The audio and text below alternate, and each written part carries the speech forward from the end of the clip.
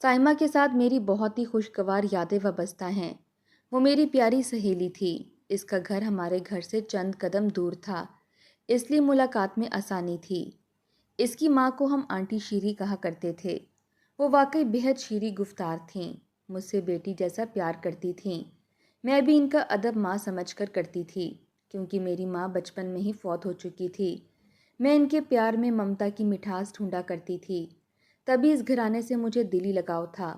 سائمہ ایک اچھی لڑکی تھی، سبھی اسے پیار کرتے تھے۔ اس کے والد کی نوکری نزدیکی گاؤں میں تھی۔ وہ کبھی کبھار شہر کا چکر لگاتے تھے۔ ہمارے شہر میں صرف ایک ہی کالج تھا، وہ دراصل بوائز کالج تھا۔ بعد میں لڑکیوں کو بھی داخلے کی اجازت مل گئی، کیونکہ ہمارا شہر چھوٹا سا تھا اور یہاں ابھی تک لڑکیوں کے لیے علیحدہ کالج تعمیر نہیں ہوا تھا۔ سائمہ فرسٹ ایئر میں تھی اور پڑھائی میں بہت ہوشیار تھی۔ اس کو بڑی مشکل سے لڑکوں کے کالج میں داخلہ لینے کی اجازت ملی تھی، ورنہ گاؤں کے لوگ کہاں اپنی بچیوں کو اعلیٰ تعلیم دلوانے کے حق میں ہوتے ہیں۔ سبھی اس پر رشک کرتے، اس کی ہم جولیاں اسے خوش نصیب کہتیں، کیونکہ وہ خود میٹرک کے بعد کالج جانے کی حسرت لے کر گھر بیٹھ گئی تھیں، جن میں اس کی اپنی بڑی بہن سمرین بھی شامل تھی، جو صرف میٹرک کر سکی تھی۔ آگے پڑھنے کی اجازت نہ ملی، اس کی منگنی ہو چکی تھی اور جلد شادی ہونے والی تھی۔ سمرین بہت خوبصورت تھی، تبھی آنن فانن رشتہ اور اب چند دنوں بعد شادی تھی۔ تیاریاں زور و شور سے جاری تھیں۔ سائمہ بھی بہن کی شادی کے سلسلے میں کافی مصروف تھی۔ 2 دن رہ گئے تو وہ ہمارے گھر شادی کا کارڈ دینے آئی۔ آنٹی شیری ساتھ آئی تھیں، کہنے لگیں کہ ہم تمہیں لینے آئے ہیں۔ میری سوتیلی امی تھیں، ان سے پوچھا گیا ہم بشرا کو لے جائیں کیونکہ یہ شادی کے کاموں میں ہاتھ بٹائے گی۔ امی نے انکار نہیں کیا۔ یوں میں 2 دن کی چھٹی لے کر ان کے گھر چلی گئی۔ کبھی کبھی معمولی سی بات کسی بڑے سانحے کا سبب بن جاتی ہے اور زندگی کی کایا پلٹ جاتی ہے۔ اس دن کافی مہمان آئے ہوئے تھے، کیونکہ شام کو بارات آنے والی تھی۔ ہم سب کام میں مصروف تھے، سر کھجانے کی فرصت نہ تھی۔ اگلے روز وقت مقررہ پر بارات آ گئی اور ہم لڑکیاں باراتیوں کو دیکھنے چھت پر پہنچ گئیں۔ میں بھی شوق دیدار میں گئی۔ بارات میں آئے ایک لڑکے پر نظر ٹھہر گئی۔ یہ خوبرو نوجوان تھا اور اس کا نام بدر منیر تھا۔ سائمہ کا کزن تھا۔ وہ آگے آگے تھا۔ میری نگاہیں بار بار اس کی طرف اٹھتی تھیں۔ اس نے بھی اس بات کو محسوس کر لیا اور اب وقفے وقفے سے اس کی نظریں بھی مجھے تلاش کرنے لگیں۔ ایسا اکثر شادیوں میں ہوتا ہے کہ آپ کے دل کے کورے کاغذ پر کسی کی تصویر اچانک بن جاتی ہے۔ گھر آئی تو دل عجیب احساسات سے بھرا تھا۔ بار بار رہ رہ کر منیر کی صورت نگاہوں میں پھرتی تھی۔ اس کا خیال آتا رہتا تھا۔ سوچتی تھی ایک کاش ایک بار اور کہیں اس کو دیکھ پاؤں تو سجدہ شکر بجا لاؤں۔ خدا نے دعا سن لی۔ کالج آئی تو وہ نظر آ گیا۔ وہ اسی کالج میں پڑھتا تھا، لیکن کبھی میں نے اس پر دھیان نہیں دیا تھا۔ اچانک دیکھا تو دل خوشی سے دھڑکنا ہی بھول گیا۔ وہ مجھے دیکھ چکا تھا اور اب میری طرف ہی آ رہا تھا۔ آپ یہاں؟ اس نے سوال کیا۔ میں فرسٹ ایئر میں ہوں اور آپ؟ میں یہاں انٹر میں پڑھتا ہوں۔ یہاں کبھی دیکھا تو نہیں، بس اتفاق ہے۔ دیکھا ہوگا بھی تو دھیان نہیں دیا ہوگا۔ چلیے اب تو نہیں بھولیں گی؟ بے اختیار اس کے منہ سے نکلا تو میرے لبوں سے بھی بے اختیار ہی یہ کلمات نکل گئے کہ کبھی نہیں۔ اس دن کے بعد ہم دونوں روز ملنے لگے۔ جب فری پیریڈ ہوتا میں اور منیر کینٹین میں اکٹھے کچھ کھاتے پیتے اور باتیں کرتے۔ وقت گزرنے کے ساتھ ساتھ ہماری دوستی پکی ہوتی گئی۔ وقت کیسے تیزی سے گزرتا چلا جاتا ہے پتہ ہی نہیں چلتا۔ میں 3rd ایئر اور وہ 4th ایئر میں پہنچ گیا۔ ہماری جدائی میں 1 سال سے بھی کم عرصہ رہ گیا تھا، کیونکہ منیر کے کالج چھوڑتے ہی یہ دن شروع ہو جانے تھے۔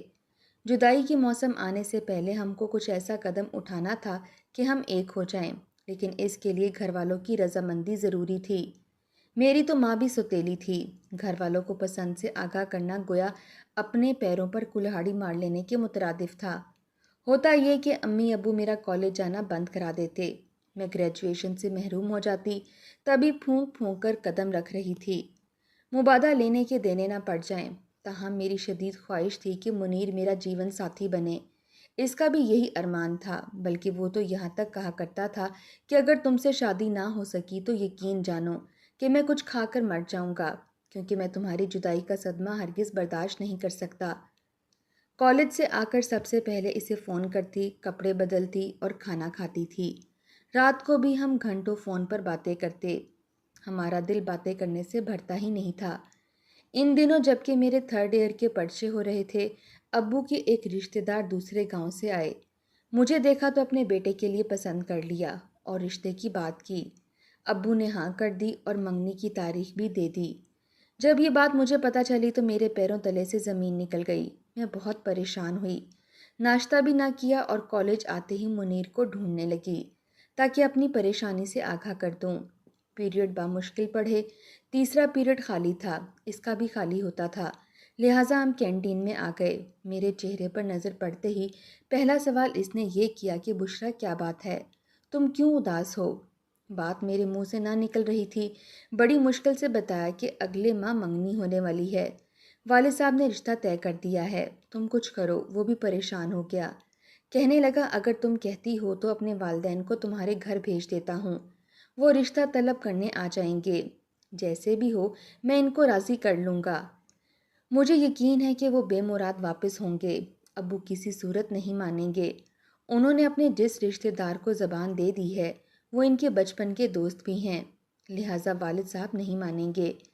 امی سگی ہوتی تو شاید میرے جذبات کا احساس کر کے ابو سے منوا لیتی، لیکن وہ بھی میرا ساتھ نہیں دیں گی۔ تو پھر تم ہی بتاؤ کہ آگے کیا صورت باقی رہ جاتی ہے؟ تم کیا سوچتی ہو؟ اس نے پوچھا۔ اگر تم والدین کی پسند کو قبول کرتی ہو تو میں ہمیشہ کے لیے تمہارے راستے سے ہٹ جاتا ہوں، پھر کبھی میں تمہاری راہ میں نہیں آؤں گا۔ میں مر تو جاؤں گی لیکن تمہارے سوا کسی اور کی دلہن بننا قبول نہیں کروں گی، میں نے روتے ہوئے اس سے کہا۔ پھر تو ایک ہی راستہ ہے کہ ہم کسی بڑے شہر جا کر کورٹ میرج کر لیں اور تم گھر کو خیر بات کہہ دو۔ اگر ایسا کر سکتی ہو تو میں زندگی کے آخری سانسوں تک تمہارا ساتھ نبھانے کو تیار ہوں۔ ٹھیک ہے، میں تمہارا ساتھ دوں گی، تم جب کہو گے میں گھر چھوڑ کر تمہارے ساتھ نکل چلوں گی، لیکن جلد ایسا کرنا ہوگا کیونکہ منگنی کی رسم سے پہلے ہی میں تمہاری ہو جانا چاہتی ہوں اور کسی اور کے نام کی انگوٹھی اپنی انگلی میں نہیں پہننا چاہتی۔ اچھی طرح سوچ لو کیونکہ مجھے تم جب بھی کہو گی تم کو لے چلوں گا۔ میرا گھر چھوڑنے کا مسئلہ اتنا گمبھیر نہیں ہے جتنا کہ تمہارا ہے۔ سوچ لیا ہے کسی کے ساتھ سسک سسک کر جینے سے بہتر ہے تمہارے ساتھ خوشیوں بھری زندگی گزاروں۔ یہ میرا حق ہے کیونکہ میری سانسیں، میرا بدن، میری زندگی میری اپنی ہیں، تو کیوں میں اپنی روح کو کسی اور کے شکنجے میں دوں صرف دوسروں کی خوشنودی کی خاطر؟ وہ قائل نہ بھی تھا تو میں نے اس کو قائل کر لیا اور پھر ہم نے کورٹ میرج کا پروگرام بنا لیا۔ دن اور وقت طے ہو گیا۔ اس نے کہا کہ رات کو 2 بجے میں تمہارا انتظار کروں گا، تمہارے گھر کے پیچھے گلی میں آ جاؤں گا۔ جب رات کے 10 بج گئے میں بہت پریشان ہو گئی، سوچ رہی تھی کہ گھر والے سب سو جائیں تو میں کپڑے تبدیل کروں اور بیگ میں تھوڑا سا سامان ضرورت کا اور چند جوڑے کپڑے رکھ لوں۔ 12 بجے تک سبھی سو گئے، تب میں نے نہا کر کپڑے بدلے، بال خشک کیے اور پھر بیگ تیار کیا۔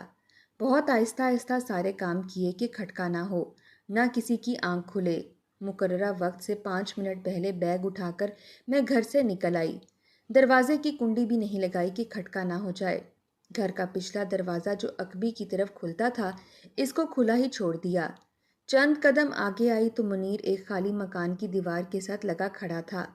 اس کو دیکھ کر جان میں جان آ گئی اور وہ بھی مجھے دیکھتے ہی تیزی سے میری طرف آیا۔ میرا بیگ ہاتھ میں لے لیا اور تھوڑا سا چلنے کے بعد ہم گلی کی نکڑ پر پہنچے جہاں اس نے گاڑی کھڑی کر رکھی تھی۔ شکر ہے کسی نے نہیں دیکھا اور ہم بحفاظت محلے سے نکل کر بڑی سڑک پر آ گئے۔ اب ہمارا رخ لاہور کی طرف تھا۔ رات بھر سفر کے بعد صبح 10 بجے کے قریب ہم اب لاہور پہنچ گئے۔ کافی تھکن ہو رہی تھی، لہٰذا منیر نے گاڑی ایک ہوٹل پر کھڑی کر دی اور ہم نے ہوٹل میں کمرہ کرائے پر لے لیا تاکہ کچھ آرام کر لیں۔ منیر نے اپنا شناختی کارڈ جمع کرا دیا تھا، ہمیں ہوٹل میں کرائے کا کمرہ مل گیا۔ ہم تھکے ہوئے اور کچھ خوفزدہ بھی تھے۔ یہاں پرسکون ماحول ملا، بستر پر لیٹتے ہی نیند آ گئی۔ 2 بجے تک بے خبر سوتے رہے۔ دوپہر کو نہا دھو کر کھانا منگوایا، کھانا کھا کر منیر لیٹ گئے تو میں نے سوال کیا کہ گھر سے تو آ گئے ہیں، اب بتاؤ آگے کیا کرنا ہے؟ کہا تھوڑی دیر سوچنے دو کہ کیا کرنا ہے، پہلے نکاح کا انتظام کیا جائے تاکہ ہمارا ساتھ جائز رہے۔ وہی تو سوچ رہا ہوں، یہاں لاہور ہائی کورٹ میں میرا ایک دوست وکالت کرتا ہے، اس کے پاس جاتا ہوں، اس سے بات کر کے پھر تم کو آ کر کورٹ لے جاؤں گا اور نکاح ہوگا۔ گواہوں کا انتظام بھی شاید وہی کر دے گا، لیکن اس سے پہلے ہمیں رہائش کا سوچنا ہے۔ نکاح کے بعد کہاں جائیں گے؟ عمر بھر تو اس ہوٹل میں نہیں رہ سکتے، زیادہ سے زیادہ ایک ہفتہ رہ سکیں گے۔ کوئی مکان کرائے پر تلاش کرنا ہوگا۔ ابھی 4th ایئر کے پرچے دینے ہیں۔ یہ سارے مسئلے حل ہو جائیں گے، لیکن والدین کو جب پتہ چلے گا کہ ہم نکل آئے ہیں، وہ ہم کو تلاش کریں گے۔ اس کا کیا ہوگا؟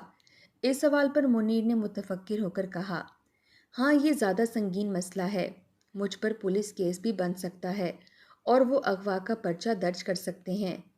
میں نے اپنے گھر والوں کو بھی نہیں بتایا ہے، یقیناً ان کو پولیس گرفتار کرے گی، مشکلات کا سامنا انہیں کرنا پڑے گا۔ یہ باتیں ہم ڈسکس کر رہے تھے اور پریشان ہو رہے تھے کہ گھر سے قدم نکالتے وقت تو ایسا کچھ سوچا نہیں تھا، اور اب یہ باتیں سوچ رہے تھے۔ اس وقت آنکھ پر عشق کی پٹی بندھی ہوئی تھی، معاشرتی حقائق اور مشکلات ذہن میں ہی نہیں آئے تھے، اور یہ حقیقت منہ پھاڑے سامنے کھڑی تھی۔ منیر نے کہا کہ میں آصف وکیل کے پاس جاتا ہوں اور کورٹ میرج کی بات کرتا ہوں۔ دیکھو وہ کیا ٹائم دیتا ہے، پھر تم کو لے چلوں گا۔ تم ہوٹل کے کمرے کو اندر سے لاک کر لینا، جب تک میں نہ آؤں دروازہ بجے بھی تو مت کھولنا۔ میں مینیجر کو بتا دوں گا اور 2-4 گھنٹے تک آ جاؤں گا، گھبرانا نہیں۔ یہ کہہ کر وہ چلا گیا اور میں اس کا انتظار کرنے لگی۔ کمرے میں ٹی وی رکھا تھا، اس کو آن کیا، دل بہلانے لگی۔ شام کو منیر لوٹ آیا، بتایا کہ آصف مل گیا ہے، کل کاغذات ٹائپ ہوں گے اور گواہوں کا انتظام ہوگا، پھر تم کو لے جاؤں گا، کیونکہ کورٹ میں میرا بیان بھی قلم بند ہوگا۔ اگلے روز وہ صبح ہی چلا گیا اور پھر صبح سے شام ہو گئی، منیر نہ لوٹا۔ میرا جی گھبرا رہا تھا، بار بار گھڑی دیکھتی تھی، لیکن وقت جیسے تھم گیا تھا۔ ٹی وی آن کیا تو ایک ہولناک خبر سنی کہ ہائی کورٹ کی بلڈنگ کے قریب ہی خودکش دھماکہ ہو گیا تھا۔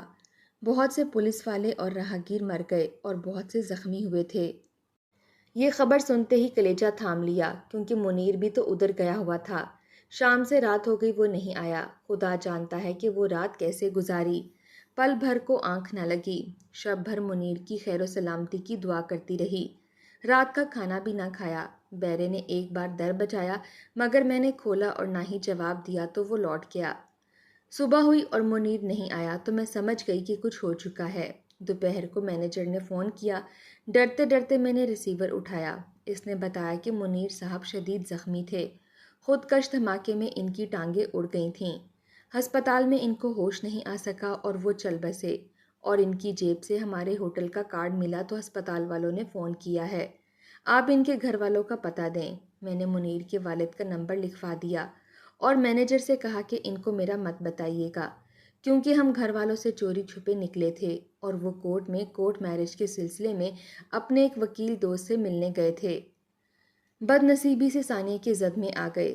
ایسا کہتے ہوئے میں رو رہی تھی۔ تب مینیجر نے کہا کہ گھبراؤ نہیں، مجھ کو اپنا بھائی سمجھو اور جہاں کہو میں پہنچانے کا انتظام کر دیتا ہوں۔ البتہ سامان آپ ساتھ نہیں لے جا سکتی، یہ ہمیں منیر صاحب کے وارثوں کے حوالے کرنا ہوگا۔ میں نے کہا کہ ٹھیک ہے، میں تھوڑی دیر میں سوچ کر بتاتی ہوں۔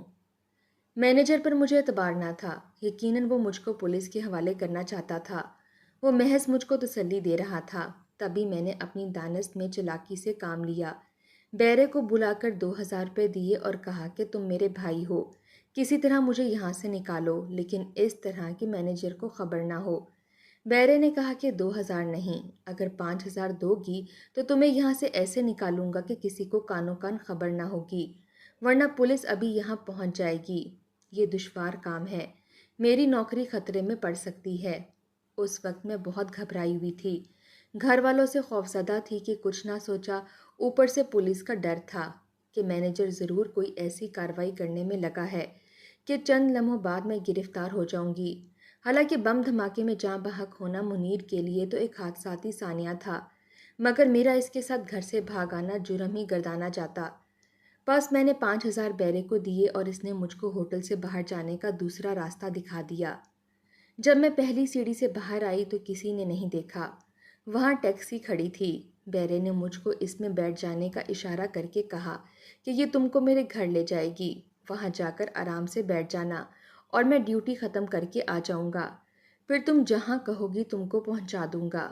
منیر کا سامان میں نے ہوٹل میں رہنے دیا تھا، صرف اپنا بیگ جس میں میرے کپڑے، نقدی اور کچھ زیورات تھے ساتھ لیا۔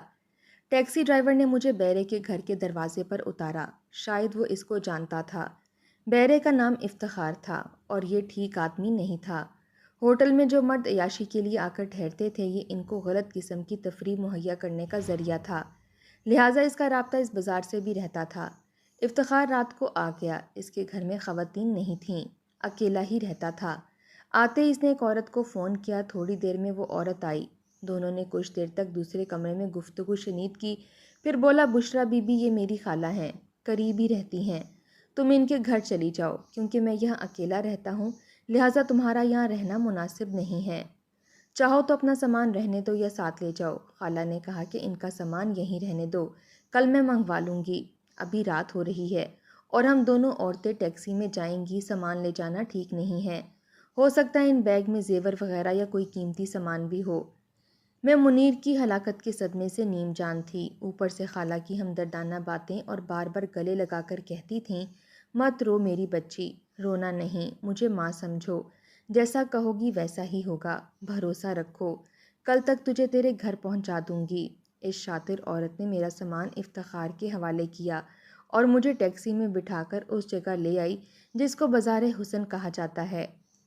میں جب یہاں آئی اور ماحول کا اندازہ ہوا تو ہکا بکا رہ گئی، منیر کے مرنے کا غم بھی بھول گئی، سامنے اپنی عزت کی موت نظر آ رہی تھی۔ اس جگہ آنے سے تو مر جانا کیا برا تھا، کاش میں منیر کے ساتھی بم دھماکے میں مر جاتی۔ میں تھر تھر کانپ رہی تھی، ہاتھ پیر پھولے ہوئے تھے۔ عورت کے کوٹھے پر لوگ آ گئے تھے، میری آنکھیں حیرت سے پھٹنے لگیں کہ ان میں ایک پولیس افسر کے ساتھ میرا کزن منصب خان بھی تھا۔ منصب کو دیکھ کر میں سمجھ نہیں آ رہی تھی کہ میں روں یا ہنسوں۔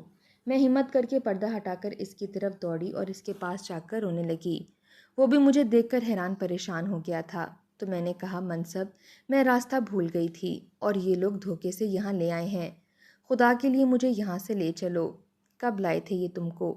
ابھی تھوڑی دیر پہلے، میں نے جواب دیا۔ اچھا فکر نہ کرو، اس نے اپنے پولیس آفیسر دوست سے کچھ کہا اور اس نے بلا خانے کی مالکہ کو آڑے ہاتھوں لیا۔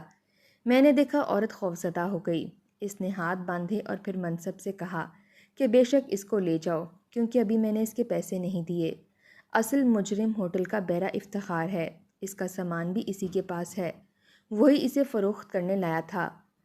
منصب میری سوتیلی والدہ کا بھانجا تھا، وہ مجھے ساتھ لے آیا اور اپنے دوست پولیس والے سے کہا کہ یہ میری خالہ کی بیٹی ہے، اس لیے بات نہیں نکلنی چاہیے ورنہ خاندان کی بدنامی ہوگی۔ غلطی سے ان بدماشوں کے ہاتھ چڑھ گئی، شکر ہے ہم یہاں بر وقت آ گئے، بہرحال میں صبح ہی اس کو گھر لے جاؤں گا، تم افتخار سے اس کا بیگ برآمد کراؤ جس میں اس کا شناختی کارڈ، زیور اور نقد رقم ہے۔ وہ رات میں نے منصب کے ساتھ گزاری، اگرچہ میرا دل منیر کے لیے دکھ سے بھرا ہوا تھا، مگر میں نے منصب پر یہ ظاہر نہ ہونے دیا کہ مجھ کو منیر کا دکھ ہے اور میں اس کے لیے رو رہی ہوں۔ گناہ منیر نے میرے ساتھ نہیں کیا کیونکہ وہ نکاح کے بعد جائز رشتے سے ملنا چاہتا تھا تاکہ خدا ہم سے خوش ہو، مگر موت نے اس کو مہلت نہ دی۔ اللہ تعالیٰ نے اس کو گناہ سے بچا لیا، وہ ایک سچا انسان تھا، مگر منصب میں خود پر قابو پانے کا حوصلہ نہ تھا، اس لیے مجھے اس بازار کی گندگی بننے سے تو بچا لیا تھا مگر خود اپنے جذبات پر قابو نہ رکھ سکا۔ جب میں زاروں کی طرح روئی تو وہ شرمندہ ہوا اور اس نے مجھ سے وعدہ کیا کہ وہ مجھ سے شادی کرے گا اور معافی بھی مانگی، مگر اب کیا فائدہ تھا، لوٹ لینے کے بعد کوئی معافی مانگے تو دامن تار تار ہی رہتا ہے۔ اگلے دن منصب مجھے گھر لے آیا اور میرے والدین کو سمجھایا کہ اس کو کچھ مت کہنا، جو غلطی ہوئی ہے اس کو معاف کر دیجیے گا اور شکر کیجیے کہ اس کی عزت اس بازار میں نیلام ہونے سے بچ گئی۔ اس روز اگر میں اپنے اس پولیس آفیسر کے ساتھ وہاں نہ جاتا تو نہ جانے اس پر کیا قیامت گزر جاتی۔ اللہ کا کرم ہوا کہ میرا وہاں جانا آپ کی عزت کے تحفظ کا سبب بن گیا، اور شاید منیر کی موت بھی اسی طرح لکھی تھی کہ وہ بھیانک حادثے میں اس طرح دنیا سے چلا گیا۔ یہ حقیقت تو بہرحال سب کو پتہ چل چکی تھی کہ میں منیر کے ساتھ بھاگی تھی، مگر موت اس کو لے جا چکی تھی، لہٰذا کوئی اس کا کچھ نہیں بگاڑ سکا۔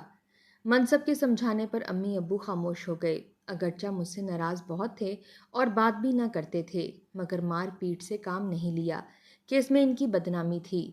پھر منصب نے ابو کو یقین دلایا تھا کہ فکر مت کریں، میں آپ کی بیٹی سے شادی کروں گا، اب کوئی اسے بدسلوکی نہ کرے اور نہ گھر سے بھاگنے کا تانا دے۔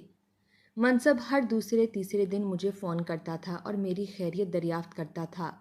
کبھی کبھی میں بھی فون کرتی کہ میری اندھیری زندگی کی اب وہ ایک آخری آس تھی۔ ایک روز اس کا فون نہ آیا اور میں نے بھی فون نہیں کیا تو اگلے دن اس نے فون کر کے کہا کہ بشرا، رات تم نے بھی فون نہیں کیا، کیوں؟ میں انتظار کرتا رہا، مہمان آئے ہوئے تھے جس کی وجہ سے میں نے فون کرنا مناسب نہیں سمجھا۔ میں نے بہانہ کیا، تم کو پتہ ہے جس رات میں تم سے بات نہیں کرتا وہ شب کالی رات بن کر گزرنے کا نام نہیں لیتی، اور تم ہو کہ بات نہیں سمجھتی۔ میں سمجھتی ہوں مگر مجبوری ہے۔ اچھا میں تمہارے شہر آ رہا ہوں، صرف تم کو دیکھنے، چھپ نہ جانا، سامنے ضرور آنا۔ اچھا کہہ کر میں نے فون بند کر دیا۔ دل گھبرانے لگا، بے شک منصب کو مجھ سے پیار ہو گیا تھا، مگر میں جانتی تھی کہ اس کی منگنی اس کے ماموں کی بیٹی آسیہ سے ہو چکی ہے اور مجھ سے شادی کرنے کے لیے اس کو اس رشتے سے بغاوت کرنی پڑے گی، جو میری امی کو کسی صورت گوارا نہ تھا۔ منصب گھر آتا تو بھی امی کے سامنے ہم بات نہ کرتے کہ ماں اپنے بھانجے کا مجھ سے گھلنا ملنا سخت ناپسند کرتی تھیں۔ تاہم فون پر اس نے کہا کہ صرف تم سے ملنے آ رہا ہوں۔ وہ یہاں اپنے گھر والوں سے ملنے آ رہا تھا، پھر اس نے مجھ سے ملنے آنا تھا، مگر گھر پر بات نہیں ہو سکتی تھی، لہٰذا اس نے یہاں آ کر فون کیا کہ تم فرح کے گھر آ جاؤ، وہاں بات کر لیتے ہیں۔ فرح اس کے چاچا کی بیٹی تھی اور ان کا گھر قریب ہی تھا۔ مجبوراً میں نے امی سے کہا کہ فرح بیمار ہے، کیا میں پوچھنے چلی جاؤں؟ وہ بولی ہرگز نہیں، شام ہونے والی ہے، یہ کون سا وقت ہے فرح کے ہاں جانے کا؟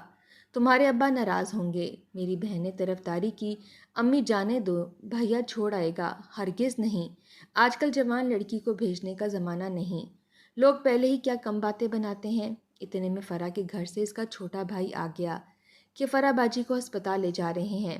تب امی کا دل پسیجا، بولی تم لوگ گھر پر رہو، میں خود جاتی ہوں وہاں۔ اسی دم وہ فرح کے گھر چلی گئیں۔ ان کے جانے کی دیر تھی کہ منصب گھر آ گیا۔ دراصل اس نے فرح کے بھائی کو بھیجا تھا۔ امی گھر پر نہ تھیں، اب ہم بات کر سکتے تھے۔ تب اس نے کہا کہ بشرا، تم ماں کو راضی کر لو، کیونکہ تمہیں پتہ ہے کہ میری ماں آسیہ کے علاوہ کسی کو بہو نہیں بنائیں گی، وہ ضد کی پکی ہیں۔ یہ ناممکن ہے، تمہاری خالہ میری سگی ماں نہیں ہے، تم جانتے ہو، ان کو راضی کر سکتے ہو تو کوشش کر کے دیکھو، میں ان کے سامنے زبان نہیں کھول سکتی۔ اچھا بتاؤ، اگر ہماری شادی پر کوئی راضی نہ ہو تو کیا تم مجھ سے کورٹ میرج کر لو گی؟ اس کی بات سن کر مجھ کو ٹھنڈا پسینہ آ گیا۔ کیا کہہ رہے ہو؟